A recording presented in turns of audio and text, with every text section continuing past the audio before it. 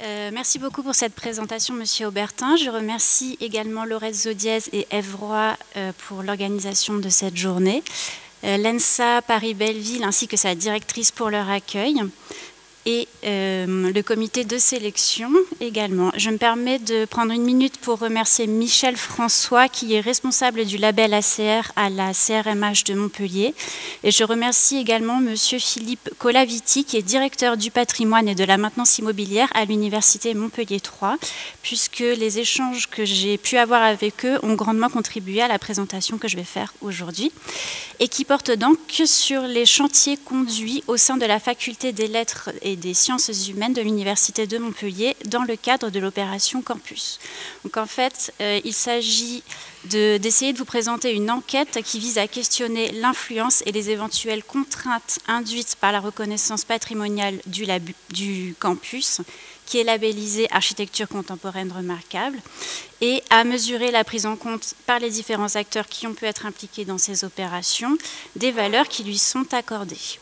Alors je vais commencer par faire une brève, très brève, parce que je n'ai que 20 minutes, présentation de cette architecture du campus, qui a été conçue et construite entre 1959 et 1966 par les architectes René Gère, Philippe Jaume et Jean-Claude Deson, sur un terrain qui se trouve en fait à l'extérieur de la ville, au nord de Montpellier, et sur un espace qui était à l'époque très peu construit et sur lequel se construit également, donc juste à côté ici, la fac de sciences dans les mêmes années. Le programme d'origine comprenait des bâtiments pour l'enseignement, des amphithéâtres, une bibliothèque, un important institut d'art avec un musée d'émoulage ainsi que des jardins. Et le programme a été rapidement enrichi par la construction d'une résidence universitaire et d'un restaurant universitaire, donc, qui ont été construits en 1966 par les mêmes architectes. Donc le restaurant est ici. L'allée centrale d'origine, ici, dessert l'ensemble des bâtiments et elle était, au moment de son inauguration, couverte par une longue galerie qu'on voit ici, qui permettait de pouvoir la parcourir à l'abri les jours de pluie ou de fort ensoleillement, ce qui est quand même plus courant à Montpellier.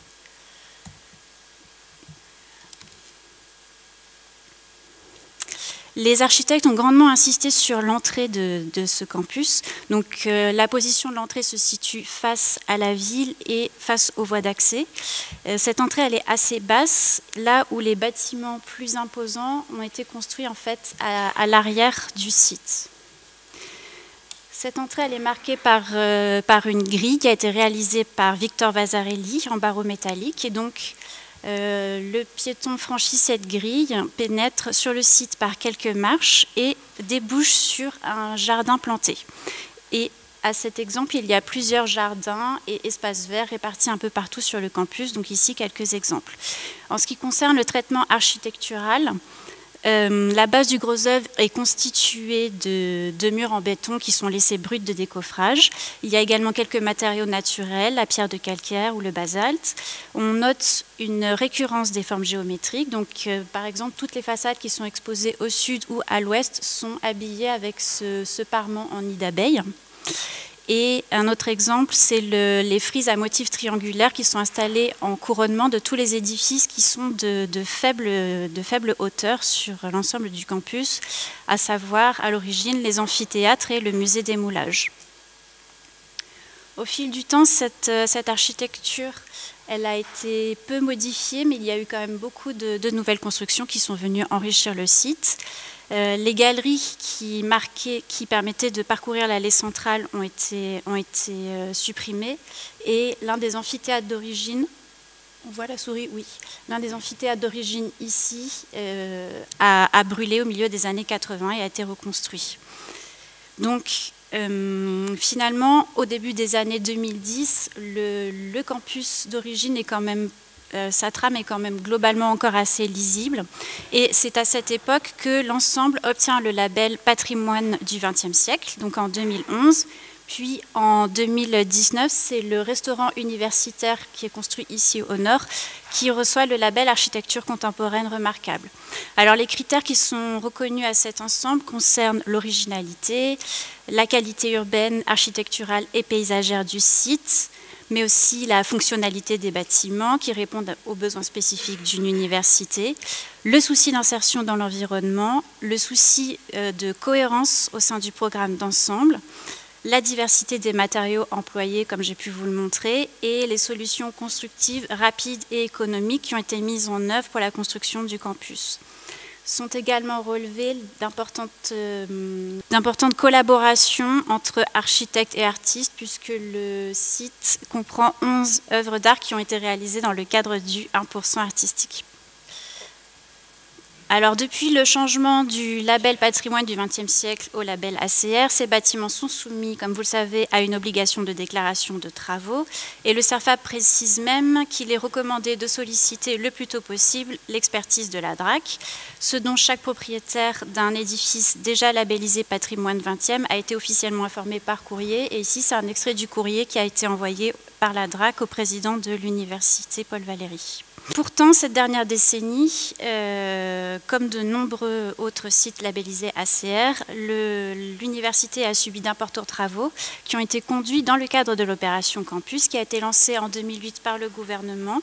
Donc, il s'agit en fait d'un plan de rénovation thermique des bâtiments des établissements publics affectés à l'enseignement supérieur.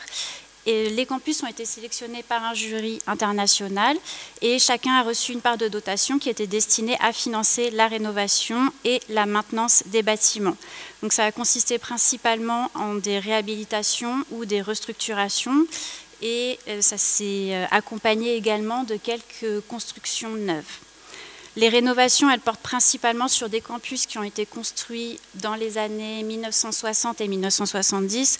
Donc, je pense qu'on peut dire qu'il s'agit d'une architecture qui souffre encore aujourd'hui d'un certain manque de reconnaissance et d'appréciation. L'université de lettres de Montpellier a donc été sélectionnée dans le cadre de ce dispositif et elle a connu à cet effet plusieurs campagnes de travaux qui ont été conduites entre 2014 et 2024 et qui ont été pilotées par un établissement qui a été créé spécifiquement. Donc c'est ce que vous voyez ici à droite de la diapo.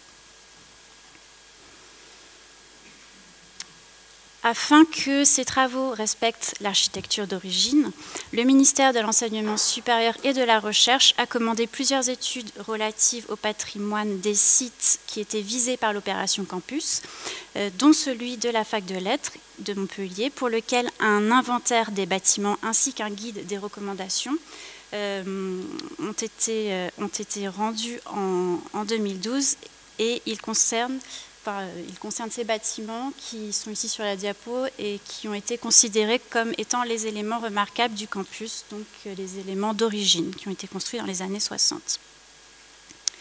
Les travaux réalisés dans le cadre de l'opération Campus ont été inaugurés en 2019 pour la première phase et en 2024, donc tout récemment, pour la seconde phase.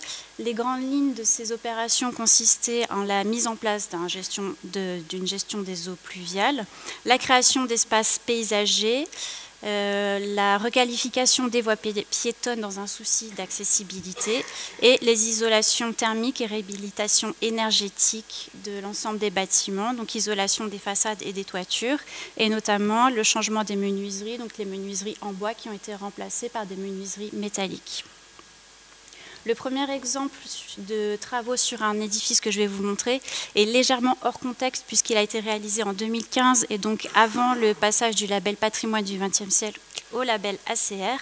Mais c'est un exemple que je trouve intéressant, donc je vais quand même vous le présenter. D'autant plus qu'il a été réalisé quand même après le rapport de recommandation qui avait été rendu en 2012. Donc le bâtiment d'origine, on le voit, il était de hauteur assez faible et répondait à une volumétrie simple. La structure en béton était laissée brute et l'intérieur se compose de bois et de panneaux acoustiques. Les architectes qui ont réalisé le chantier avec qui j'ai pu m'entretenir, ont reçu en phase d'étude les plans anciens, les extraits du rapport de 2012, ainsi que les diagnostics de mise en sécurité et d'accessibilité. Et donc, ils ont choisi de réaliser une surélévation afin de pouvoir augmenter le nombre de salles.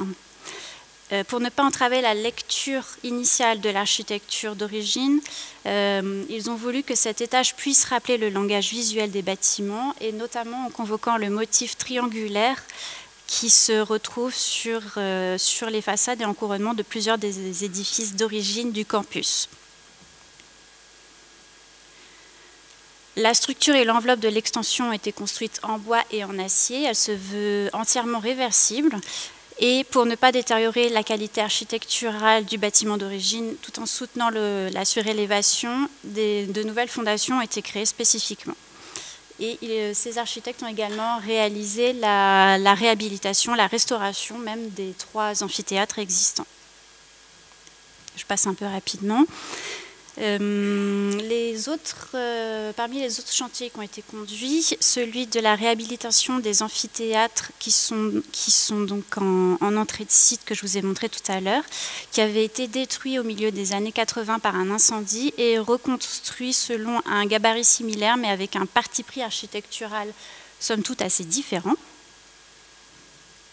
Ici, les travaux ont consisté en une mise en conformité de l'accessibilité au PMR. La rénovation énergétique du bâtiment était de pouvoir atteindre un objectif de réduction de 60% de la consommation énergétique par rapport à l'existant. Cette isolation, elle a été réalisée par l'extérieur, donc ils ont déposé l'ensemble des plaques de béton du bâtiment et ils ont remplacé par un matériau composite qui est en pierre et en béton clair. Ces travaux ont été terminés récemment en 2023. Et les architectes ont également pu commander la restauration de l'œuvre du 1%, donc ces assises qui avaient été réalisées par le plasticien Rémi Oucheda dans le cadre du 1% artistique. Le restaurant universitaire qui se situe donc tout au nord du campus a également été réhabilité. Cet édifice qui a été construit en 1966 est composé de 4 blocs, dont une cuisine et 3 réfectoires. Dans un parti pris architectural assez original. Au début des années 1990, puis en 2000, il a déjà subi plusieurs modifications, et notamment l'application de peinture de couleurs vives là où l'architecture d'origine avait été laissée en béton brut. Et les restaurations récentes qui ont été conduites entre 2021 et 2022 ont consisté en la réfection des façades.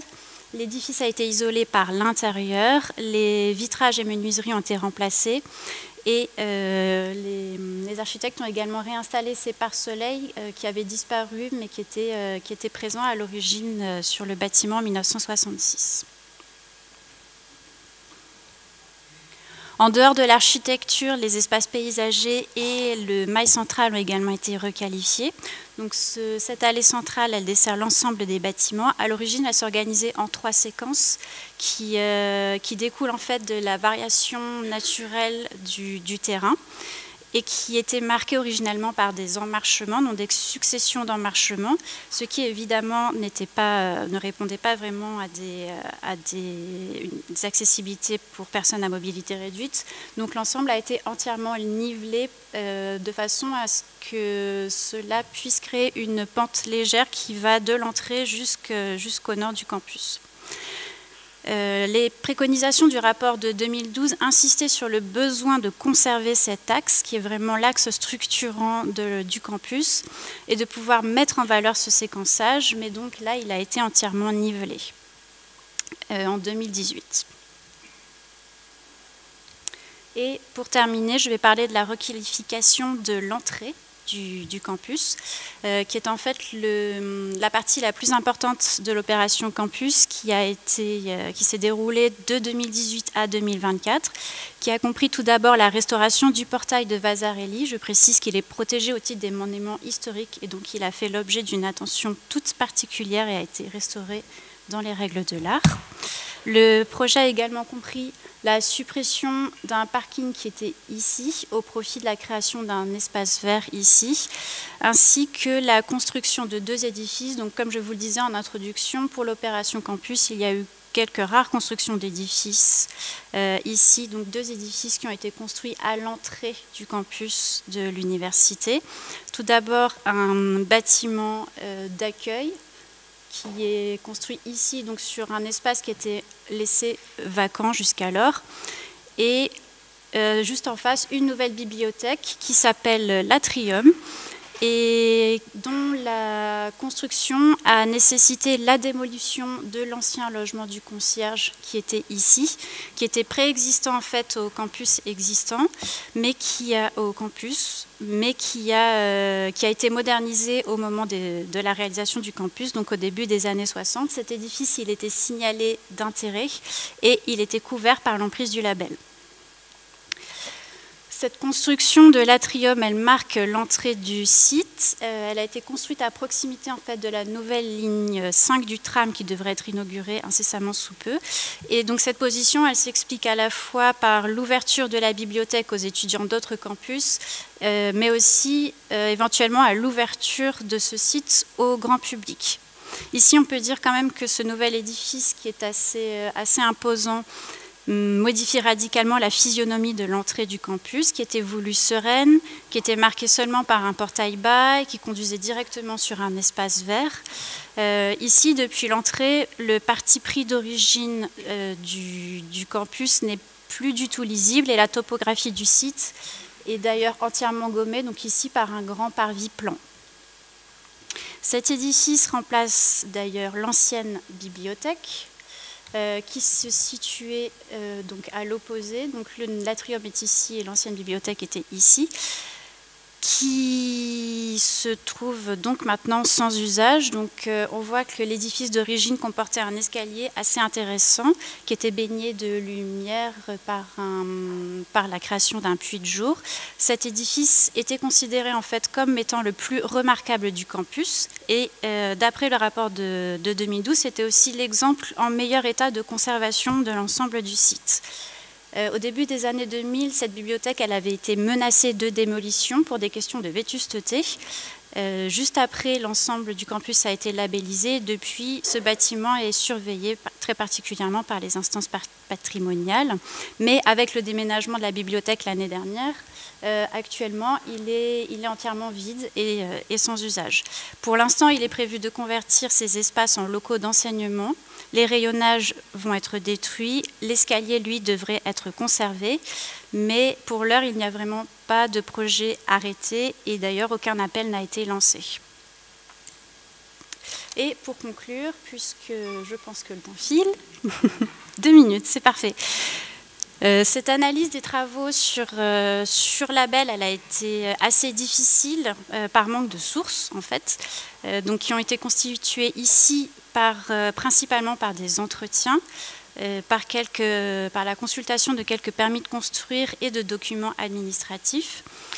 L'important travail préliminaire avec les recommandations qui avaient été commandées par le ministère a quand même probablement permis d'éviter des travaux trop invasifs. Les travaux se sont effectivement en grande partie appuyés sur ces études qui ont été transmises à chaque maître d'œuvre lors de réhabilitation des différents bâtiments.